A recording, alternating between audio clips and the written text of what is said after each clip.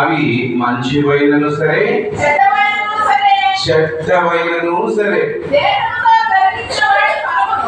దేహముతో జరిగించిన వాటి ఫలమును ప్రతివాడును పొందునట్లు మనమందరమును క్రీస్తు న్యాయపీఠము ఎదుట ప్రత్యక్షము కావలను. హల్లెలూయా. మన దేహముతో జరిగించిన క్రియలన్నిటిని బట్టి, అనగా ఈ శరీరంలో మనం ఎంతకాలం బ్రతికామో, అది 40 ఏళ్ళ, 30 ఏళ్ళ, 20 ఏళ్ళ, 15 ఏళ్ళ, 70 ఏళ్ళ, ఎంతైనా సరిగాక మనం బ్రతికిన బ్రతుకు కాలంలో ఈ చేతులు ఏం చేశాయి, ఈ కాళ్ళు ఏం చేశాయి, ఎక్కడికి వెళ్ళాయి, ఈ నోరు ఏం మాట్లాడింది, ఈ కళ్ళు ఏం చూశాయి, ఏం చూడకూడని చూశాయి, ఏమి మాట్లాడకూడదు ఈ నోరు మాట్లాడింది అని ఈ దేహంతో జరిగించినటువంటి ప్రతి పనిని బట్టి దేవుడి న్యాయపీఠము ఎదుట మనము ఏం చేయబడవలసిన వారమట? నిలవబడవలసిన వారము, ప్రత్యక్షము కావలను. ఇంకొక మాట చదువుదామా? రోమా పత్రికలో 14వ అధ్యాయం 12వ వచనం. రోమీయులకు రాసిన పత్రిక 14వ అధ్యాయం 12వ వచనం.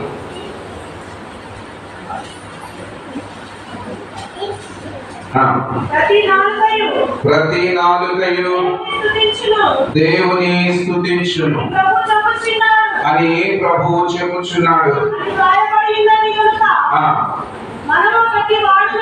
మనలో ప్రతి వాడును కన్ను గురించి దేవునికి లెక్క అప్పగింపవలనని చాలు. అందరూ నాలుగే చెప్పండి. మనలో ప్రతి వాడు తనను గురించి దేవునికి లెక్క అప్పగించాలి. లెక్కలు చెప్పడం ఎంతమందికి ఇష్టం? అసలు లెక్కలు ఇష్టం అందరికి? లెక్కల పరీక్ష అందరికి ఇష్టమా? నాకైతే చాలా కష్టం. నేను 10వ తరగతి వరకు చాలా కష్టపడి లెక్కలు చదివిన. 10వ తరగతి అయిన తర్వాత లెక్కలు లేని సబ్జెక్ట్ ఏముందని వెతికాను. ఏముంది చెప్పండి? కామర్స్ అంటే స్టాటిస్టిక్స్ ఉంటాయి కదా, ఇంకా హెచ్ఈసి. ఎవరు ఇంగ్లీష్ చెప్పింది? నువ్వు ఇంటర్ చదివేసావా? అది సంగతి. హెచ్ఈసి అనేది ఒకటి దొరికింది నాకు. దాంట్లో అసలు లెక్కలే ఉండవు. హిస్టరీ, ఎకనామిక్స్, సివిక్స్ ఉంటుంది. అది పట్టుకొని అమ్మయ్య లెక్కలు తప్పించుకున్నా అనుకున్నా. నేను లెక్కలు తప్పించుకున్నానని అది చదివితే ఆ చరిత్రే నా చరిత్రని మార్చేసింది. హల్లెలూయా. అప్పుడు లోకం చరిత్ర చదివిన నేను భారతదేశ చరిత్ర, పారసీకుల చరిత్ర, ఇంకా అనాగరికుల చరిత్ర, ఏవేవో చరిత్ర చదివేసరికి బైబిల్ చరిత్ర చదవడానికి, యేసయ్య చరిత్ర చదవడానికి నన్ను ఎన్నుకొని ఈ రోజు యేసయ్య నా చరిత్రను మార్చడానికి నేను పెట్టుకున్నాను. హల్లెలూయా.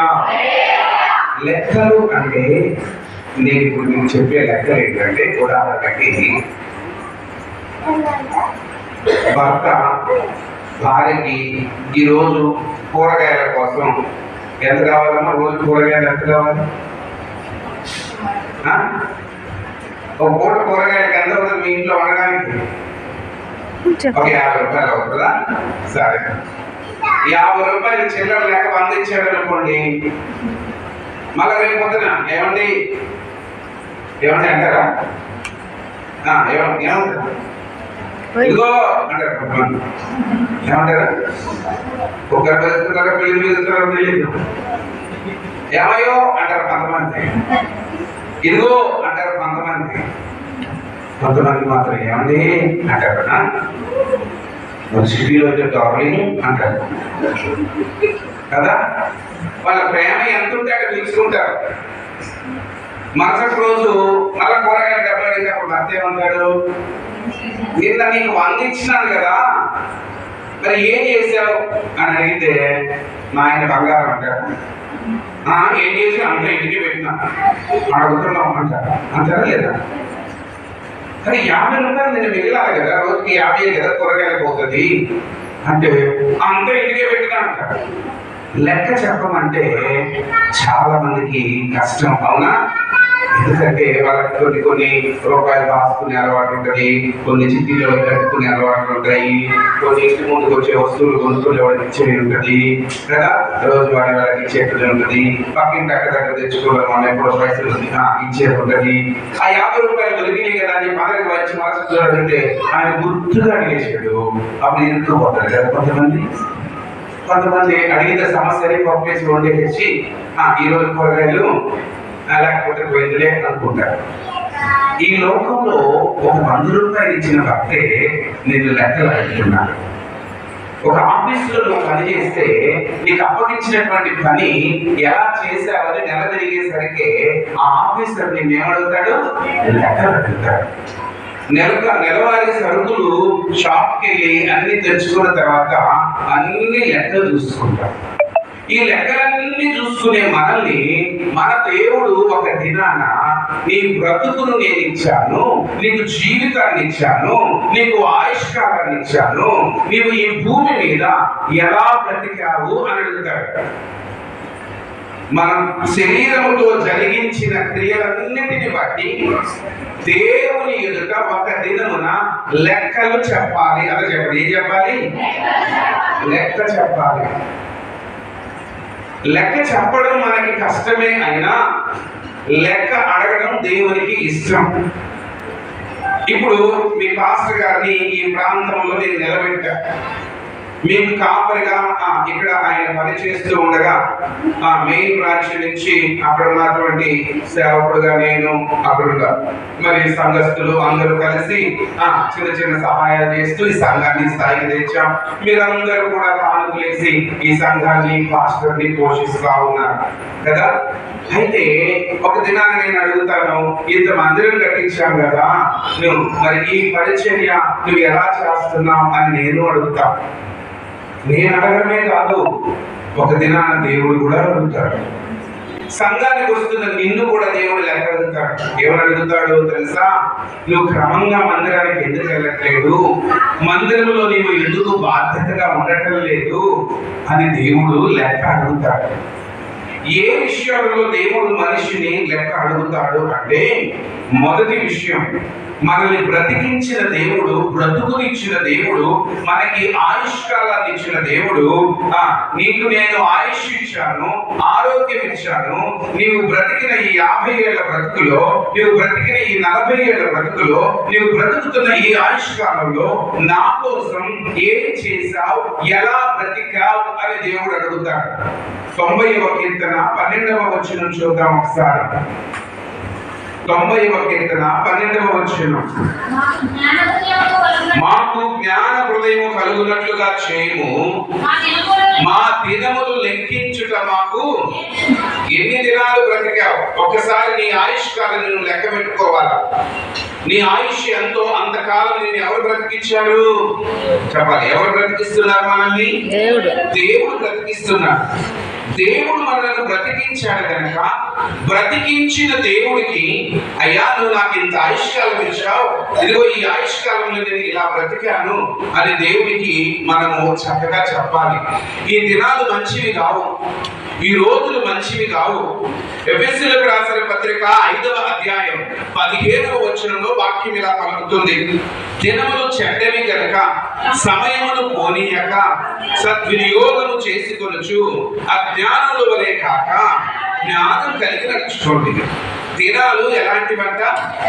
చెడ్డవి. అంత చెప్పండి, దినములు ఎలాంటివి?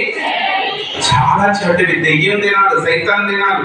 ఎక్కడ చూసినా ప్రేమ లేదు, ఎక్కడ చూసినా అన్యాయం, ఎక్కడ చూసినా అక్రమం, ఎక్కడ చూసినా విపరీతమైన పరిస్థితులు లోకంలో ఉన్నాయి. ఈ దినములు మంచివి కావు. మరి నీ దినాలు ఎలా ఉన్నాయి? ఇంతకాలం నువ్వు ఎలా గడిపావు? నీ ఆయుష్కాలాన్ని దేవుని కోసం వెచ్చించావా? నీ జీవిత కాలాన్ని దేవుని కోసం ఉపయోగించావా? దేవుడు నీకు ఇచ్చిన ఆయుష్కాలంలో ఎంతవరకు దేవుని కోసం గడిపావు అని అడుగుతాడు. ఒక వ్యక్తి 70 సంవత్సరాలు బ్రతికాడు అనుకోండి. ఎన్ని సంవత్సరాలు? 70 ఏళ్ళు బ్రతికాడు అనుకోండి. ఒక భక్తుడు ఇలా రాశాడు, 70 ఏళ్ళు బ్రతికినటువంటి ఒక వ్యక్తి తన జీవితంలో ఆ 70 సంవత్సరాల వయసులో 28 సంవత్సరాలు నిద్ర కోసమే వాడతాడట. నిద్ర అంటే అందరికి ఇష్టం కష్టం? ఇష్టం. చెప్పండి, నిద్ర అంటే అందరికి ఇష్టం. నిద్రపోయేటప్పుడు వాళ్ళని లేపితే మనిషికి వచ్చినట్టు వస్తుంది కోపం, అంతే కదా? అదే అందుకే మనిషికి వచ్చినట్టు వస్తాడు చిరాకు. కొంతమంది పిల్లలకి, యవనస్తులకైతే అన్నం కూడా వద్దు, అలా నిద్రపోనియాలి కదా, లేకపోతే వాళ్ళకి నచ్చదు. కొంతమందికి చాలా నిద్ర అంటే పిచ్చి. ఒక వ్యక్తి 70 సంవత్సరాలు బతికాడు అనుకోండి, ఒక భక్తుడు ఇలా రాశాడు, 28 సంవత్సరాల నిద్రకు వాడతాడంట. 19 సంవత్సరాలు పని చేయడానికి వాడతాడంట. 7 సంవత్సరాలు 19 సంవత్సరాలు పని చేయడానికి వాడతాడు. అంటే తినాలి కదా, తినాలంటే ఏం చేయాలా? సంపాదించాలి కదా, సంపాదించాలంటే పని చేయాలి. కాబట్టి సరే, 28 సంవత్సరాల నిద్రకి, 19 సంవత్సరాలు పనికి, 6 సంవత్సరాలు ప్రయాణాలు చేయడానికి. చెప్పాలి, 6 సంవత్సరాలు ఆడికి ఈడికి బస్ ఎక్కడానికి, ట్రైన్ ఎక్కడానికి, ఆ ఊరు వెళ్ళడం, ఈ ఊరు వెళ్ళడం, ఆటోలలో తిరగడం కదా.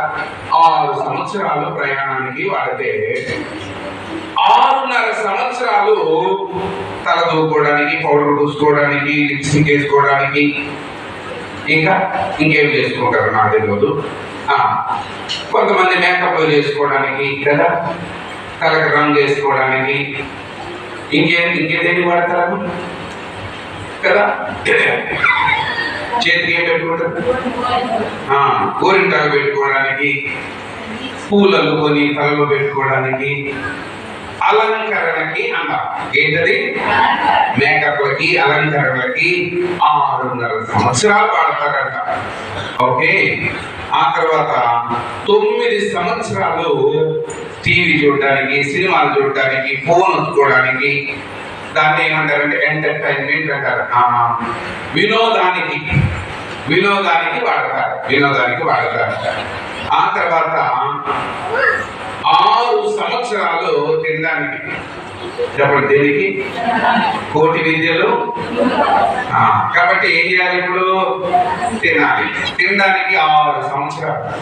ఇక 70లో మిగిలింది 6 నెలలు. ఈ 6 నెలలు దేవుడా దేవుడా దేవుడా అని ప్రార్థన. చెప్పండి, దేనికి? అన్నిటికీ సంవత్సరాలు కలిపి ఈ 70 ఏళ్లలో 6 నెలలు మాత్రమే దేవునికి కేటాయించేవాడట మనిషి. కానీ కష్టం వచ్చినా, బాధ వచ్చినా ఏం చేస్తారు చెప్పండి? దేవుడు నన్ను వదిలిపెట్టేశాడు. దేవుడికి ఎంత టైం ఇచ్చాడు? 6 నెలలు. 6 నెలలు. మన జీవితంలో ఆయుష్ ఇచ్చిన దేవునికి, ఆరోగ్యం ఇచ్చిన దేవునికి సమయం ఎక్కువగా గడపాలి. ఆ దేవుని వాక్యం చదవడం కోసం, ఆ దేవునితో ప్రార్థన చేయడం కోసం, ఆ దేవుని మందిరంలో పని చేయడం కోసం, ఆ దేవుని సేవలో గడపడం కోసం వీలైనప్పుడల్లా ఆదివారమే పరిగెట్టుకుంటూ రావాల్సిన అక్కర్లా. ఎప్పుడు వీలుంటే అప్పుడు దేవుని మందిరానికి వచ్చి దేవుని వాక్యాన్ని వినాలా. హల్లెలూయా. ఈరోజు మొదటిగా దేవుడు నిన్ను లెక్కలు అడుగుతాడు.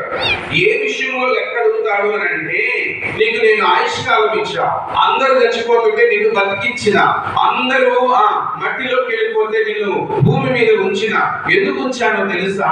నా కోసం బ్రతుకుతావని, నన్ను ఆరాధిస్తావని, నాకు సాక్షిగా బ్రతుకుతావని. కానీ నువ్వేం చేస్తున్నావో తెలుసా? నీ మాట వల్ల నాకు అవమానం చేస్తున్నావు, నీ జీవితం వల్ల నాకు అవమానం చేస్తున్నావు. మిమ్మును బట్టే కదా నా నామము అన్ని జనుల ఎదుట దూషింపబడుతోంది అంటున్నాడు. మిమ్మును బట్టే. ఈరోజు ఒక మాట మీద చెప్తున్నా, దేవుడిచ్చిన ఆయుష్కాలము దేవునికి దుఃఖం కలిగించేటట్టు ఉండకూడదు. ఎందుకు నాయనా వీళ్ళకి నేను ఆయుష్ విడిగించాలని దేవుడు ఎత్తుకొట్టుకునేటట్టు ఉండకూడదు. మనకు ఆయుష్ ఇచ్చిన దేవుడు ఆనందించాలి. మనకు ఆరోగ్యం ఇచ్చిన దేవుడు ఏం చేయాలి చెప్పండి? దినాలు ఎందుకు ఇచ్చాడు? ఆయుష్ ఎందుకు ఇచ్చాడు నాకు అంటే, నేను ఆయన పని చేయడానికి నాకు ఆయుష్ ఇచ్చాడు. నీకెందుకు ఆయుష్ ఇచ్చాడంటే, నీవు ఆయనకు సాక్షిగా బ్రతకడానికి ఆయుష్ ఇచ్చాడు. నీవు ఆయనకి సాక్షిగా బ్రతకాల. దేవా, నీకు మహిమకరంగా బ్రతకడానికి నాకు సహాయం చేయి. నా దినాలన్నీ నీ దృష్టికి అనుకూలంగా అంగీకారంగా ఉండేటట్టు సహాయం చేయమని దేవుని పిల్లలమైన మనము దేవుని అడగాలి. కీర్తనల గ్రంథం 39:39 వచనం 4 చదవండి. కీర్తనల గ్రంథం 39 4వ వచనం.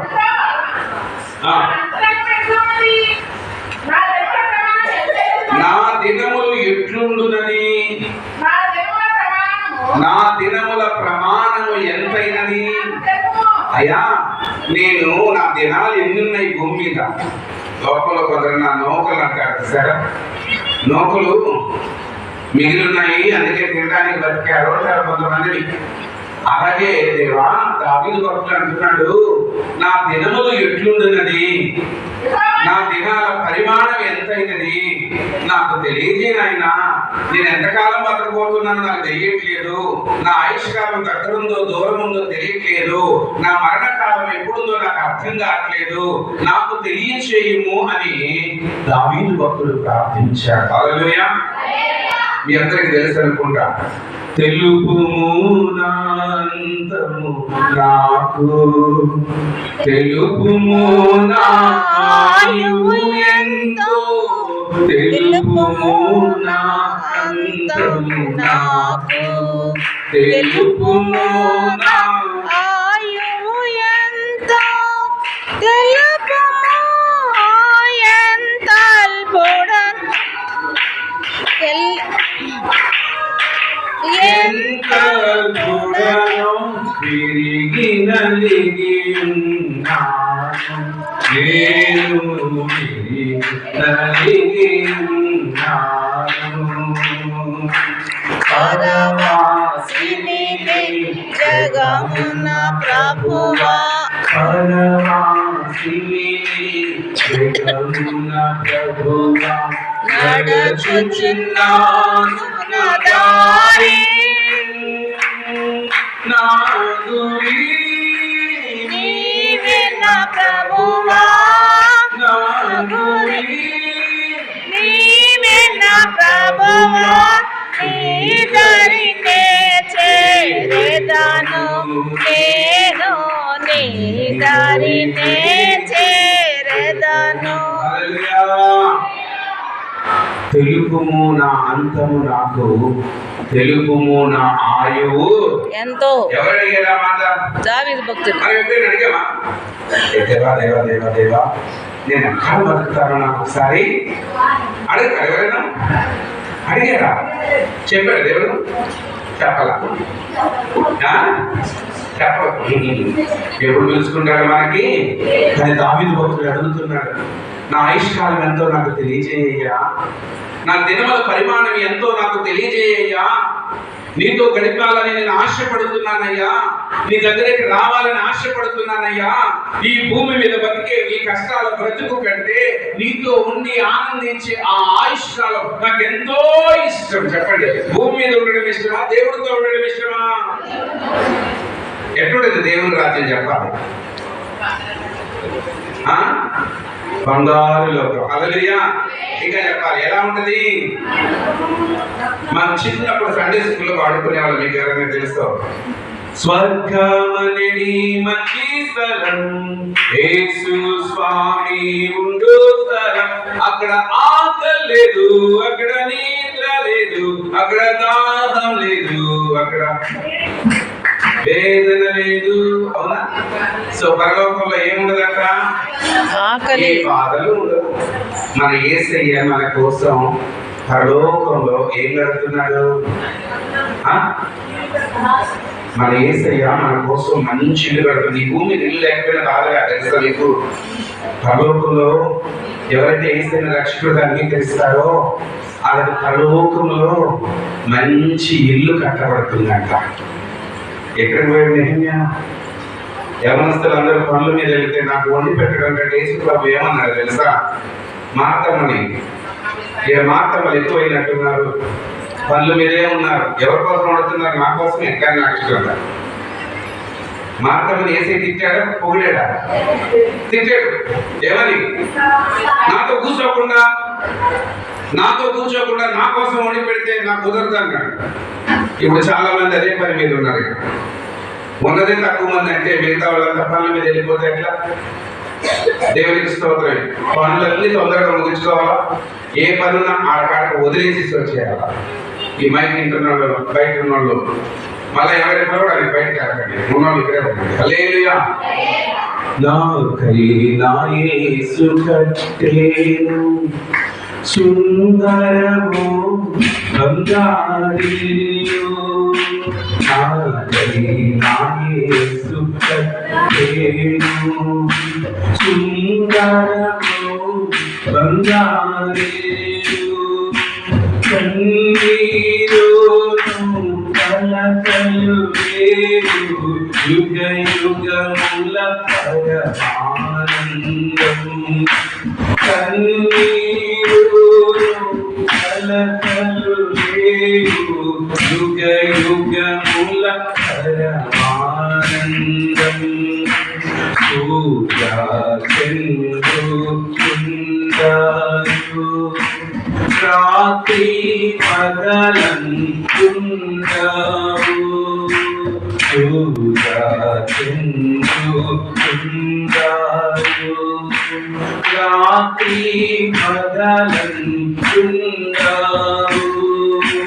ప్రభు యేసే ప్రకాశించు ఆ వెలుగులో నేను నడచెదను, ప్రభు యేసే ప్రకాశించు ఆ వెలుగులో నేను నడచెదను, నాకై నా యేసు కట్టెను సుందరము బంగారిల్లు, కన్నీరును కలకలు వేరు యుగ యుగముల పరమానందం, కన్నీరును కలకలు వేరు యుగ యుగముల పరమానందం.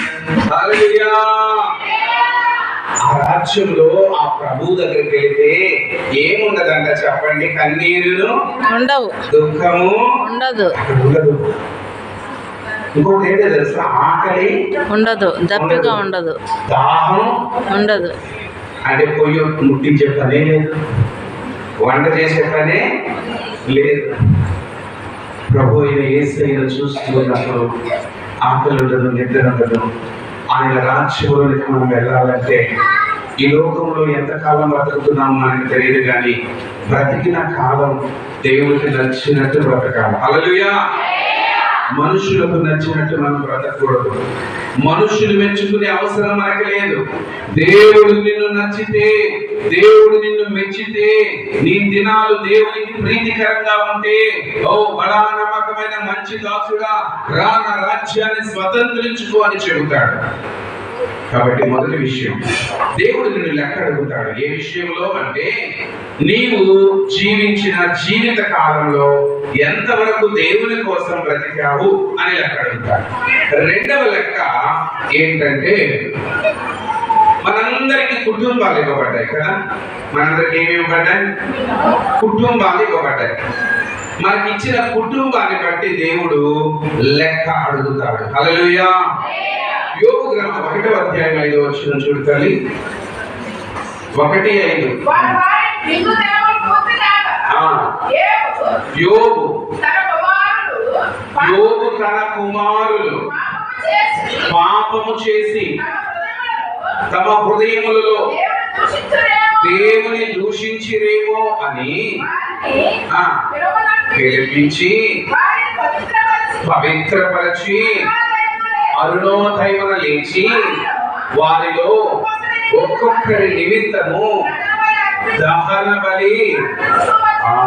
యోబు భక్తుడు ఏం చేసేవారయ్యా అంటే, పిల్లలు విందులు చేసుకొని ఆ విందులో, ఆ యొక్క ఆనందంలో, ఆ యొక్క సంతోషంలో గంతులు వేస్తూ మద్యం దాగో తిండి ఎక్కువయ్యో ఒకవేళ దేవుడి దృష్టికి ఏదైనా తప్పు చేశారేమోనని వాళ్ళందరినీ పిలిపించి వాళ్ళ కోసం ప్రార్థన చేసి వాళ్ళ కోసం ఒక దహన బలిని అర్పించేవాడట. హల్లెలూయా. ఇక్కడున్న ప్రతి తల్లి ప్రతి తండ్రి వేకువనే లేచి అరుణోదయమున లేచి నీ పిల్లల కొరకు, నీ భర్త కొరకు, నీ భార్య కొరకు, నీ ఇంటోళ్ళ కోసం అరుణోదయమున లేచి దేవుని సందులో ఏం చేయాలో చెప్పండి? ప్రార్థన చేయాలి. యెహోషువ గ్రంథంలో దేవుని వాక్యం సెలవిస్తుంది. 24వ అధ్యాయం 15వ వచనంలో, యెహోషువ గ్రంథం 24వ అధ్యాయం 15వ వచనంలో,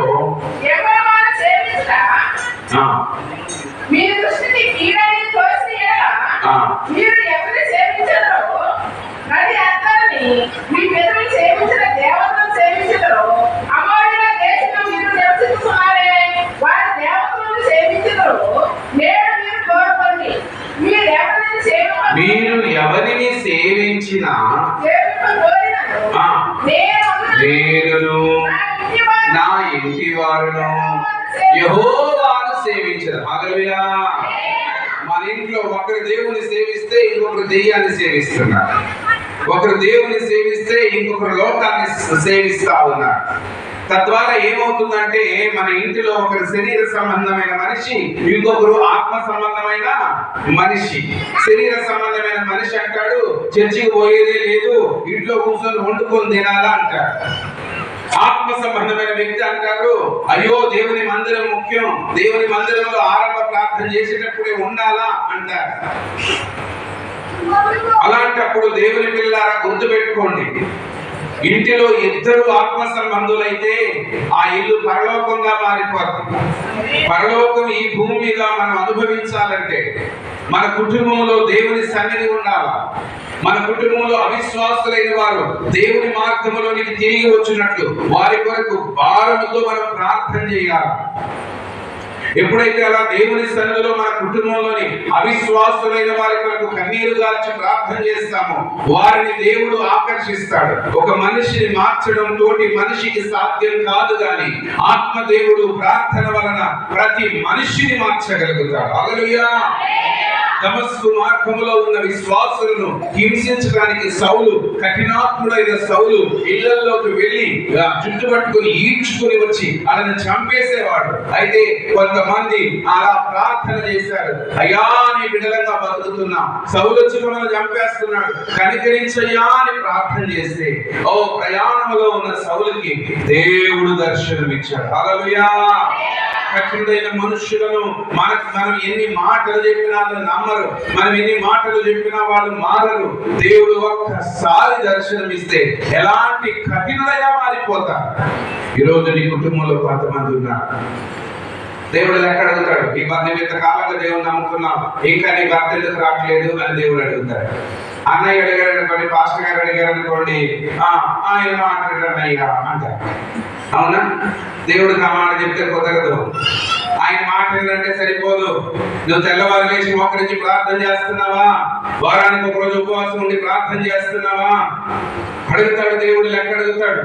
నువ్వు భారంతో ప్రార్థన చేస్తే ఎలాంటి క్రూరమైన స్వభావం కలిగిన వారైనా, ఎలాంటి కఠినమైన స్వభావం కలిగిన వారైనా ఒక దినమున దేవుని వైపు తిరుగుతారు. హల్లెలూయా.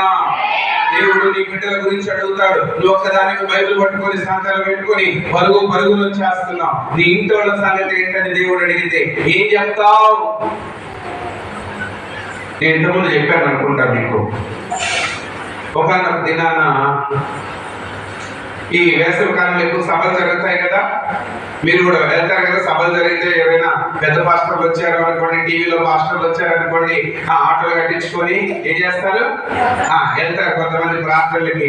మంచిగా సభలు జరుగుతున్నాయి. అలాగే ఒక పెద్ద మీటింగ్లు జరుగుతున్నాయంట, అక్కడికి అందరూ వెళ్ళారు. ఒక పెద్ద ఆవిడ కూడా వెళ్ళింది, ఒక మరి సహోదరి వెళ్ళింది. పాస్టర్ గారు చెప్పారంట ప్రకటన గ్రంథం 22వ అధ్యాయంలో, ఇదిగో నేను త్వరగా వచ్చుచున్నాను, కాబట్టి కాబట్టి నీ హృదయాన్ని మార్చుకో, నీ జీవితాన్ని మార్చుకో. నీ కుటుంబంలో న్యాయంగా ఉండు, నీ భర్తకు లోబడు, నీ అత్తకు లోబడు, నీ ఇంట్లో జాగ్రత్తగా ఉండు. నువ్వు పాలలో నీళ్లు పోసి అమ్మద్దు, అన్యాయపు వడ్డీలకి డబ్బులు తిప్పొద్దు, బూతులాడద్దు, ఇలాంటివన్నీ చెప్తే అప్పుడంతా ఒక శిష్యుడు నిజమే కావచ్చు, నేను ఇలాంటి తప్పులని చాలా చేసేస్తున్నా, ఆ ప్రభు వస్తే నేను విడువబడితే నరకానికి వెళ్ళిపోతానేమో, శ్రమల పాలైపోతానేమో, ఎందుకు వచ్చిన గొడవలే, ఏసై నమ్మేసుకుంటాని. ఏసయ్య ఈ రోజు నుంచి నేను మంచుకుంటానయ్యా, నువ్వు వస్తే నన్ను కూడా నీ రాజ్యంలోకి తీసుకుపోనాయనా అని ప్రార్థన చేసిందంట. రోజు క్రమం తప్పకుండా ప్రార్థన చేస్తుంది. సంవత్సరం అయిపోయింది. ఏసై రాలా, వేసవి కాలం వచ్చింది, అదే పాస్టర్ గారు వచ్చారు, అదే సభలు పెట్టారు. మళ్ళా చెప్తున్నాడు, ఇదిగో నేను త్వరగా వస్తున్నాను అంటున్నాడు దేవుడు. నీ బతుకు మార్చుకొని, జీవితం మార్చుకొని, జాగ్రత్తగా ఉండాలి, నువ్వు పాపడకూడదు, నువ్వు బూతులు ఆడకూడదు. నల్లల దగ్గర పంపుల దగ్గర గొడవలు పడద్దు, జుట్లు పట్టుకోవద్దు, పాలల్లో నీళ్లు పోసి అమ్మద్దు, అన్యాయపు చక్రవర్తిలు తిప్పద్దు అని చెప్తే, బాబోయ్ గత పోయిన సంవత్సరం అంటే రాలేదు, ఈసారైనా దేవుడు వచ్చేస్తాడు కావచ్చు అని చెప్పి జాగ్రత్తగా దేవుడు అని మంచిగుందంట. సంవత్సరం అయిపోయింది కానీ చెప్పండి దేవుడు రాలేదు. కానీ వేసవి కాలం వచ్చింది, సభలు వచ్చాయి, పాస్టర్ గారు వచ్చారు, అదే చెప్పారు.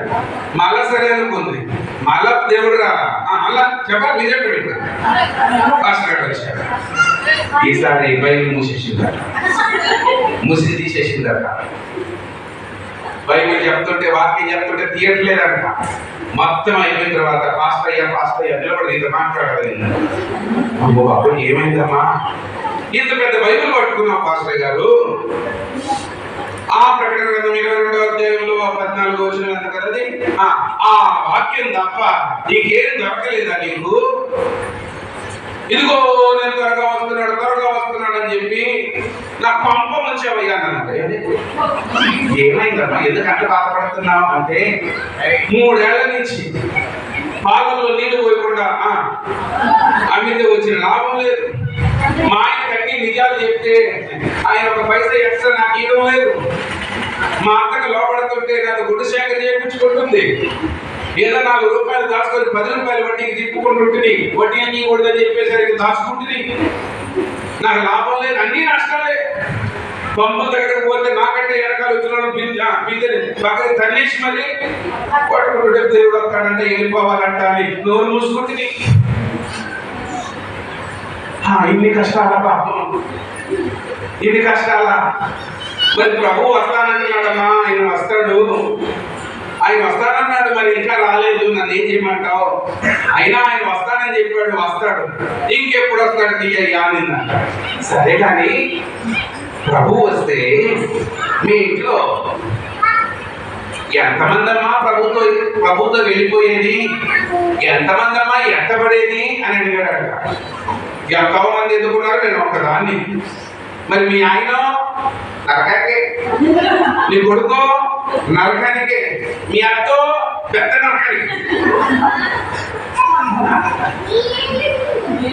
మీ ఆయన, నీ కొడుకు, మీ అత్త నరకం కలగడం నీకు ఇష్టమేమో కానీ ఏ ఒక్కరు నశించుట నా దేవుడికి ఇష్టం లేదు. హల్లెలూయా. అంతటా అందరూ ఏం కావాలట? మారు మనసు పొందాలా. అది దేవుడి ప్రణాళిక. అందుకు ఆయన ఆలస్యం చేస్తున్నాడు. నువ్వేమో నీ కుటుంబం బాగుపడాలని కోరుకోవట్లేదు, కానీ నీ కుటుంబం బాగుపడాలని ఆయన కోరుకొని ఆయన ఆలస్యం చేస్తున్నాడు. ఒకవైపు భూమి మీద దేవుడి పిల్లలు కష్టాలు భరించలేక యేసయ్యా త్వరగా వచ్చే నన్ను తీసుకెళ్ళిపో అంటున్నారు. పాప అలాంటి భక్తులను చూసి దేవుడు అనుకుంటున్నాడు, వెళ్ళిపోయి నా బిడ్డను తెచ్చేసుకుందామని. కానీ ఆయన వస్తే ఆయనతో వెళ్ళేవాళ్ళు తక్కువ, విడువబడేవాళ్ళు ఎక్కువ.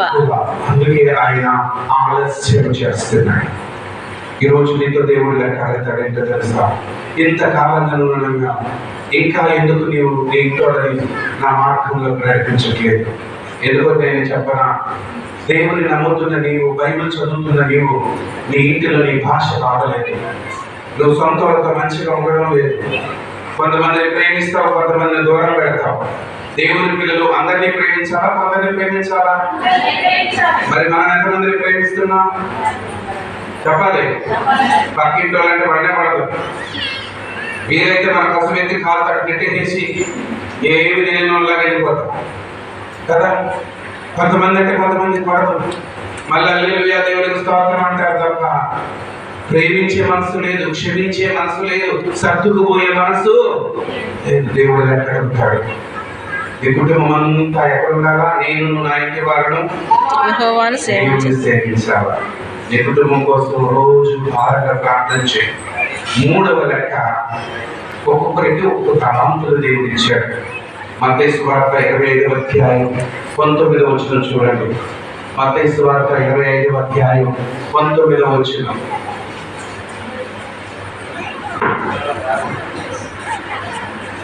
ఒక కాలమైన తర్వాత ఆ రాష్ట్రం యజమానుడు వచ్చి వారి యొక్క లెక్క చూసుకొని అప్పుడు 5 తలాంతులు తీసుకున్నవాడు మరి 5 తలాంతులు చేసి, అయ్యా నీవు నాకు 5 తలాంతులు అప్పగించితే అదే కాక మరి 5 తలాంతులు సంపాదించుకుని చెప్పాడు. ఆమేన్. హల్లెలూయా. ఈ లేఖనంలో మనం చూసినట్లయితే ఒక యజమానుడు దేశాంతరము పోతూ ఒకరికి 5 తలాంతులు, ఒకరికి 2 తలాంతులు, ఒకరికి 1 తలాంతు ఇచ్చి దేశం వెళ్ళిపోయాడట. మళ్ళీ చాలా కాలం తర్వాత వచ్చి నేను పోయేటప్పుడు వెళ్ళేటప్పుడు మీకు ఇచ్చిపోయిన తలాంతుల లెక్కలు నాకు చెప్పండి అన్నాడు. హల్లెలూయా. చెప్పండి, ఏం చెప్పాలన్నాడు? ఆ యజమానుడు మన దేవుడే. హల్లెలూయా. మన దేవుడు మనకు గొప్ప రక్షణ ఇచ్చాడు. ఆయన వెళ్ళిపోతూ వెళ్ళిపోతూ ఆరోహణమై వెళ్ళిపోతూ మనకి గొప్ప రక్షణ ఇచ్చిన దేవుడు ఇదిగో లెక్క అడగడానికి రాబోతున్నాడు. నీకు తలాంతులు ఇచ్చాడు, పాడే తలాంతు ఇచ్చాడు, వాయిద్యం వాయించే తలాంతు ఇచ్చాడు, మైకులు పెట్టే తలాంతు కొందరికి ఇచ్చాడు, కొంతమంది వచ్చిన వాళ్ళందరికీ చక్కగా వండి పెట్టే తలాంతు ఇచ్చాడు. ఎవరి తలాంతులు వాళ్ళు చక్కగా ఏం చేయాలా? వాడాలి. 5 తలాంతుల వ్యక్తి మరి 5 సంపాదించాడట. 2 తలాంతుల వ్యక్తి మరి 2 సంపాదించాడు. యజమానుడు అన్నాడు, బడా నమ్మకమైన దాసుడా. 1 తలాంతుడు వచ్చి, నాకు తెలుసయ్యా నువ్వు వస్తావని అడగతావని, ఎందుకు వచ్చిన గొడవలేని, నువ్వు ఇచ్చిన రోజే భూమిలో దాన్ని పాతి పెట్టేసిన, మళ్ళా ఇదిగో తవ్వి ఇది నీకు ఇస్తున్నా అని కాలు ఎగరేస్తున్నాడు. నేను గొప్పని అన్నట్టు. అప్పుడు అన్నాడు, ఒరే సోమరుడా, చెప్పండి ఏమి? సోమరివైన చెడ్డ దాసుడా, నా గురించి నీకు అసలు తెలుసా? ఇది బాగా తెలిసినట్టు నా గురించి మాట్లాడుతున్నావు. నీ దగ్గర ఆ ఒక్కటి ఉంచడం కంటే నేను ఇదిగో సాహుకారుల యొక్క మార్వాడి కొట్టోడు దగ్గర, బంగారు కొట్టోడు దగ్గర కనుక పెట్టుంటే ఈ పాటికి వడ్డీతో నాకు వచ్చిందైతే నీకు ఇయడం వల్ల నువ్వు మట్టిలో పెట్టి దేని పనికి రాకుండా దాన్ని అలాగే తెచ్చిస్తున్నావు. కాబట్టి ఉన్నది కూడా నీ దగ్గర నుంచి తీసేస్తున్నా, నిన్ను చీకటిలోనికి నెట్టేస్తున్నా అన్నాడు. ఈరోజు మనం దేవుని కోసం మనకి ఇచ్చిన తలాంతులు కనుక వాడకపోతే ఒక దినాన లెక్కలు చూసి లెక్కల్లో తేడా వస్తే ఆయన మన జీవితంలో శిక్షను అనుమతిస్తాడు. పాడగలవా? పాడు. నాకు ఈ మధ్య మైకి ఎక్కడ నేను ఎందుకు వాడతా వాడను అని అది కూర్చుంటారు కొంతమంది. ఉన్నారు అట్లాంటి వాళ్ళు ఇక్కడ లేరు కదా, చాలా చర్చిల్లో ఉంటారు. వాళ్ళు వాడేటప్పుడు అది వాయించలేదు అనుకోండి, నీకు అంతే తుఫాను వచ్చేస్తుంది. వాళ్ళు వాడేటప్పుడు ప్రభుత్వం సౌండ్ తగ్గించారు, కావాలని తగ్గించారు అంటారు కొంతమంది. అవునా? నాకు పాటకు అవకాశం లేదని కొంతమంది అలాగే ఇక మైకే పట్టుకోవాలంటారు కొంతమంది. అలాంటి అడుగులు ఉండకూడదు. దేవుని మందిరంలో ఎవరు ఏమనుకున్నా నువ్వు దేవుని కోసం ఏం చేయాలనుకుంటే అది చెయ్యి. హల్లెలూయా. నీ తలాంతు దేవుని కొరకు ఏం చేయాలా? వాడాలి. దాన్ని పాతి పెడితే తుప్పు పట్టిపోద్ది, పనికి రాకుండా అయిపోద్ది. నువ్వేం చేయాలో తెలిసే ఏసైనా అడగాలి, నన్ను వాడుకో. చెప్పండి, నన్ను ఏసయ్యా నన్ను వాడుకో. చెప్పండి, ఏసయ్యా నన్ను వాడుకో. అయ్యా నీ పని చేయాలని ఉందయ్యా, నీ సేవ చేయాలని ఉందయ్యా, నన్ను వాడుకో ఏసయ్యా అని ప్రార్థన చేయాలి. ఎప్పుడైతే అలా దేవుణ్ణి అడిగి మనము ఆ ప్రార్థన చేస్తామో మన జీవితంలో మనకిచ్చిన తలాంతులను వాడుకోవడానికి అవకాశాలు దేవుడు కలిగిస్తాడు. ఒకవేళ పాస్టర్ గారు కావచ్చు, లేకపోతే ఇంకొక ఎవరో కావచ్చు, ఏమన్నా అన్నారనుకో అలిగి మూల కూర్చోకూడదు. పోతే కొన్ని దేవుని కోసం ఆ నిందలు పడదాం, ఆ మాటలు పడదాం, దేవుని పని చేద్దాం, నేను దేవుని కోసం బాధపడాలి అన్న ఆశ నీకు ఉండాలి. ఒకవేళ ఏ మనిషి మీదైనా అలిగి చేసి నీ తలాంతులను నువ్వు భూమిలో బాధ పెట్టావనుకో దేవుడు లెక్క అడిగినప్పుడు నిన్ను నిత్య నరకానికి త్రోసివేస్తాడు. దేవుడికి లెక్కలు చెప్పాలి. ఒకటి, మనకిచ్చిన దినాలు, అవునా, మనకిచ్చిన ఆయుష్కాలాన్ని బట్టి దేవుడికి లెక్క చెప్పాలి. 2, మన కుటుంబాన్ని బట్టి దేవుడికి లెక్క చెప్పాలి. 3, మనకిచ్చిన తలాంతులను బట్టి దేవునికి లెక్క చెప్పాలి. హల్లెలూయా, హల్లెలూయా, హల్లెలూయా.